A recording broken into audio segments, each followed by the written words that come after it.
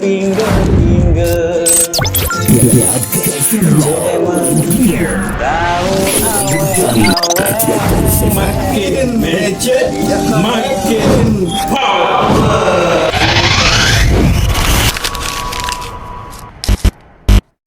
Tadi kan buat tahun 2022 lukisan tu. Ada buyer tak? Ada orang? Tak ada orang nak beli lukisan tu. Tapi lukisan ni pasarannya ada. Itu pasaran dia lah macam ada siapa tu? Ini Ada input tu. tiga dagang ini. Rambut tu panjang tu. Ada raya ke penangis? Itu penangis keluar. Apa yang macam ni? Lukisan macam ni.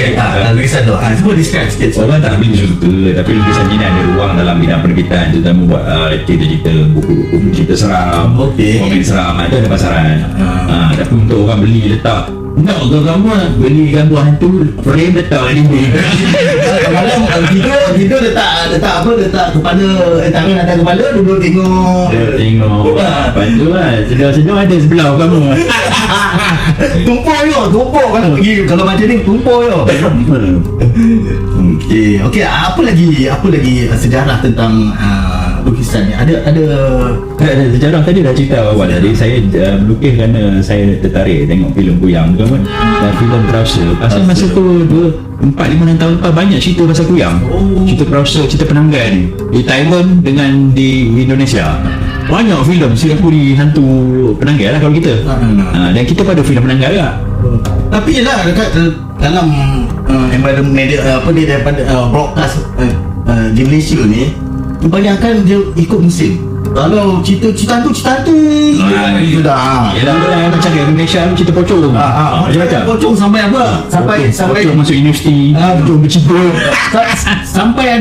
Sampai tahap ada sumpah pocong. Macam-macam. Pocong nak tahu kan. Jadi cerita lawak, pocong masuk universiti, pocong bercinta. Itulah macam sumpah pocong ni. Saya ada apa dalam media sosial tu ada lintas kita tengok kan. So kita tengok tu sumpah pocong tu diorang kalau si mengadu dekat ahli ketua kampung lah dekat kawasan tu, bila dia dia rasa suami dia macam main kayu tiga untuk membetulkan dia punya kebenaran kena dulu sumpah pocong, kena pakai pakaian pocong, kena ikat, lepas tu kena duduk depan isi dengan orang ni. Adakah itu Dia pretend to be pocong. Dia bukan pocong real. Dia berpura-pura macam cosplay lah. Jadi pocong. Saya tak faham sangat benda ni. Yelah, itu yang viral sekarang ni. Saya tengok dekat dekat media sosial. Bla-bla Indonesia lah. Bla-bla Indonesia tu dia kalau isi dia mencaki suami dia berselingkuh ataupun isi berselingkuh, kena sumpah pocong. Pocong ni ambil tahu semua benda Tapi kita belum review lagi. pocong tu lain lah. Tapi saya ada ni lah, kalau orang tanya saya pasal hantu, pandangan saya tentang pocong lah. Dalam banyak hantu, pocong ni adalah hantu paling sopan dia bagi saya. Dia pakai tutup balut semua. Kira menutup aurat lah. Lepas tu dia sihat lah, tak masuk angin lah. Kalau toyo tu terlanjang, masuk angin lah badan. Tapi pocong ni dia berjalan, orang kata melompat apa semua. Ada melompat, ada kata buling. Tengoklah. Cerita dia macam ni je, buling ke dia melompat ke. Tak apa, nanti kita akan research. Ada kata dia melompat tu bukan melompat macam kita biasa ni, dia lompat jauh pergi je. Dia jauh antara satu dia macam lompat antara 10 meter jauh kan. Jadi kalau setakat rumah flat tu, rumah flat PPR ke rumah perumahan awam yang rumah flat tinggi-tinggi tu, pasti dia tak ada masalah pun nak naik tangga tu. Kalau lift rosak lah. Pocong pakai lift ke? Itulah. Satu je masalah. Saya tahu kenapa pocong dia takkan naik ni. Kenapa? Dia tak boleh nak tekan. Betul. Stres je. Dia macam mana? Cuba cerita macam mana dia nak tekan kalau pocong naik ni. Macam ni? Tak boleh. Macam mana? Ian pocong. Betul lah, tu sebabnya. Mahal pocong. Bukan kami menggelakkan kamu, tapi sekadar buat-buat. Betul lah, logik tak? Macam dia takkan naik ni. Yalah, dia nak tekan je lah. Dia nak tekan button je. Mana boleh tekan? Takkan nak nombor je. Aku dah nombor. Senang tekan button. Tak baik kita menetawakan dia. Lalu, siapa dia? Aku dah Tuhan dia sebenarnya. Okey, seterusnya apa nak cerita lagi? Okey. Seterusnya kita tengok sekejap. Kita tengok Ada lukisan lain? ada. Ni menarik. Kali ni menarik. Tuan-tuan. Dapat. Okey. Nampak ke tuan-tuan dan puan gambar? Okey, ni. Tuan-tuan. Ini lukisan saya tahun lepas. Saya lukis gambar orang minyak. Orang minyak. Ini saya punya imagination lah. Orang minyak ni challenging kat dalam lukis. Pasal dia hitam legam. Ada punya badan tu hitam kilat. Dia minyak kan. Tak tahu dah minyak grease ke, minyak apa ke, minyak apa ni, macam tar apa dia. Itulah pada saya senang je kalau orang tahu orang minyak ni. Minyak takut dengan apa? Api. Bakar lah. Kita bakar. Ya, no. Betul tak? Jadi logik tak? Itu sebabnya orang minyak tak akan dekat dengan perokok. Kita selamat lah. Tapi orang minyak ni bukannya serang orang lelaki. Itulah. Dia orang perempuan serang. Tapi yang itu macam ada. Saya rasa orang minyak waras lagi dalam memilih selera. Pasal ilmu orang minyak ni dia hanya menodai kaum wanita. Oh ya ke? Tak, kaum ni tak ada. Kawan-kawan yang macam ni. Tak ada. Tak tahu kalau orang minyak tu awal kan. Tapi ilmu orang minyak tak ada benda dia menodai kaum wanita. Okey, kita tengok lagi. Kita tengok lagi. Dan dalam lukisan ni tuan-tuan dan puan, saya kalau ikut kau orang minyak ni telanjang sebenarnya. Itulah nak cerita. Dia telanjang. Dia hitam berkilat, minyak badan dia telanjang. Tapi saya lukis tu saya tak buat dia telanjang. Okay, black magic. Jadi saya pergi pakai seluar tu. Jadi macam orang bina badan sikit kan. Rasa kalau badan sandung macam tu, jangan cerita benda lain. Aku faham tu. itu sandung tu kan. Digambarkan dengan Bagilah pakai seluar sikit. Pasal dalam filem orang minyak tu, ingatlah filem orang minyak tahun 1950-an tu ada 3 filem. Satu filem orang minyak lakonan Nordin Ahmad dan Osman Gomanti. Lepas tu M. Amin. Lepas tu second episode dia ialah serangan orang minyak. Lepas tu ada pasal trend filem orang minyak tengah naik tu, Piramli pun keluarkan satu lagi filem dia bertajuk Sumpahan Orang Minyak. Jadi Piramli punya Sumpahan Orang Minyak tu lain sikit, dia macam teater kita tengok. Macam teater Melayu. Kalau Sumpah Orang Minyak, kalau Serangan Orang Minyak dengan Orang Minyak yang Nordin Ahmad jadi orang minyak tu, saya memang suka filem tu dua tu. Dia pasal dia very detektif punya movie. Jadi macam mana detektif ni menyelesaikan masalah, yang mana detektif polis mesti dia fikir ini jenayah, yang membuat dia penjenayah. Tapi penjenayah yang dia hadapi ialah orang minyak. Bukan penjenayah biasa. Jadi penjenayah yang ada kuasa supernatural. Itu menarik. Dan tak ada filem begitu lagi sampai hari ni. Dia macam orang minyak ni, dia botak ke? Ada rambut, ada botak. Tapi tak tahulah, tiba-tiba dia botak. Itulah. Tapi bukan saya tuan-tuan. Bukan saya yang ada. Saya pakai kacamata saya pakai kacamata. Mana dia belum kabun Belum kabun lagi. Ilmu orang minyak ni antaranya dia mengamalkan ilmu sesat lah. Dia pun sama, dia bukan hantu 100%, dia manusia. Manusia mengamalkan ilmu hitam, ilmu salah, untuk dapatkan kuasa, untuk dapatkan kekuatan yang luar biasa. Jadi dia menuntut ilmu orang minyak ni. Antaranya dia kena minum getah pisang. Dia kena minum getah pisang. Antaranya tapi detailnya lebih saya tak tahu lagi. Tapi antaranya dia kena makan getah pisang.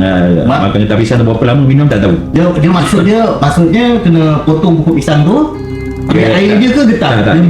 Yang ada apa ni, buah pisang. Jantung. Jantung. Potong. Dia duduk bawah, dia telanjang. Tak pakai baju, dia duduk bawah je.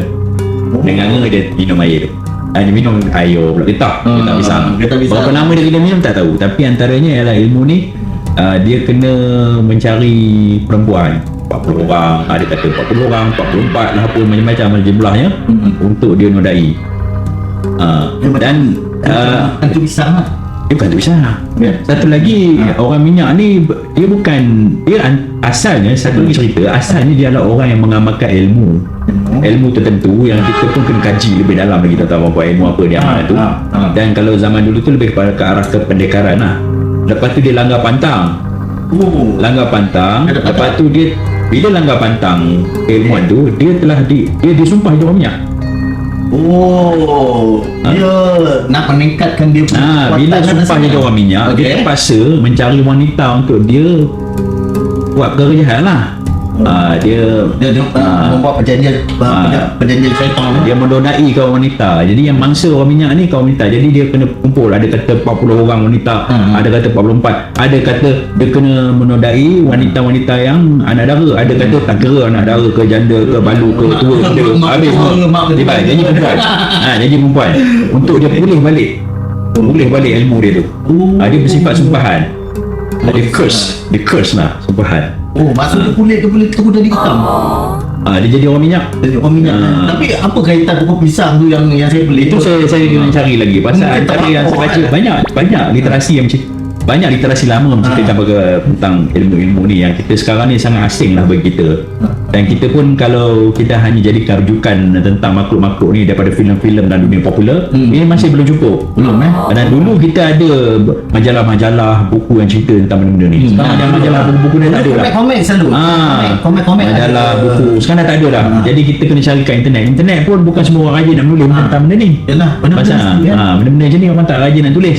Pasal orang minyak ni bagi saya antara dalam dunia siluman, dia siluman lah pasal dia manusia menjelma jadi makhluk yang lain kan, yang ada kaitan dengan supernatural, yang ada kaitan dengan alam gaib.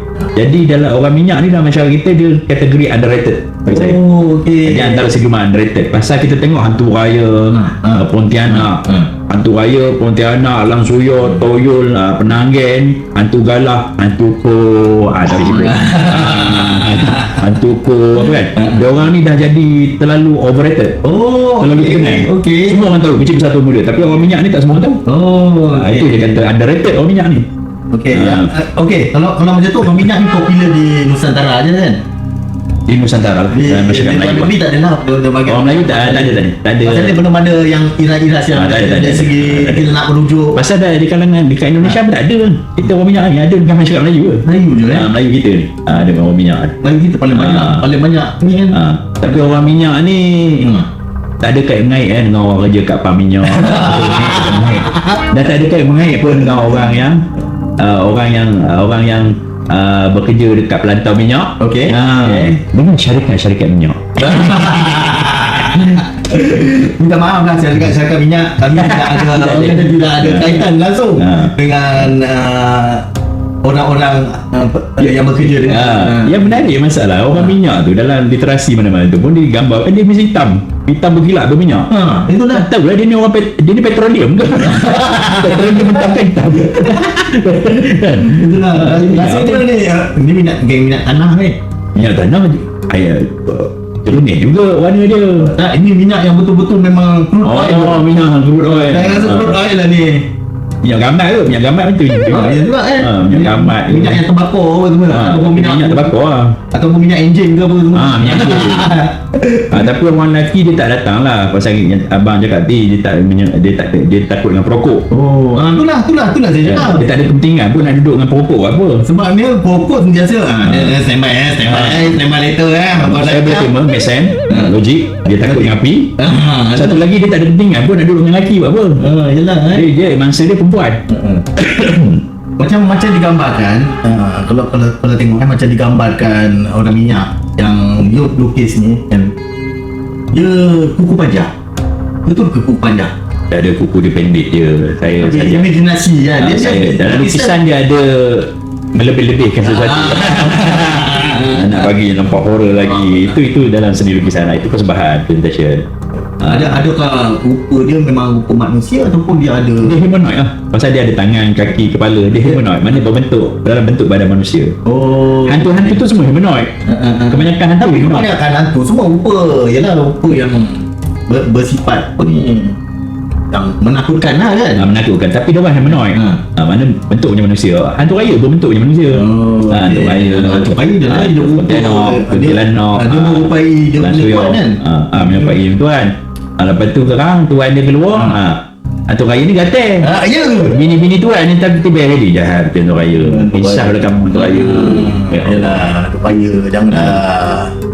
Hantu raya ni cerita lain lah. Akan datang kita memang lain. Pasal saya ada lukisan tentang hantu raya kat. Nanti kita cerita lain hantu raya. Okey. Ni kita berbalik ni.